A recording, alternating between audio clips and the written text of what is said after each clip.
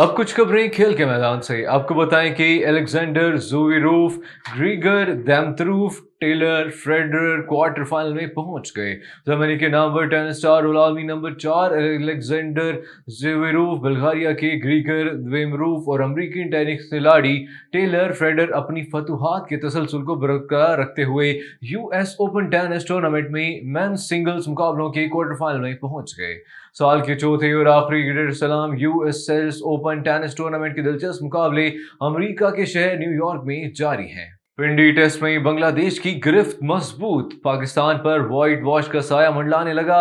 Rawalpindi test फैसला कुन मरहले में दाखिल हो गया। पाकिस्तान के सर पर बांग्लादेश के खिलाफ तारीख में पहली बार व्हाइट वॉश का खतरा मंडलाने लगा है। पिंडी टेस्ट के आखिरी रोज पाकिस्तान को सीरीज बचाने का चैलेंज दरपेश है, जबकि बांग्लादेश की मैच पर गिरफ्त मजबूत है। बांग्लादेश को तारीखी क्लीन स्वीप के लिए मैच जीतना जरूरी है और उनके पास 9 विकेटों की भी मौजूद हैं। दूसरी जानिब अगर पाकिस्तान को मैच जीतना है तो 10 खिलाड़ियों को आउट करना होगा।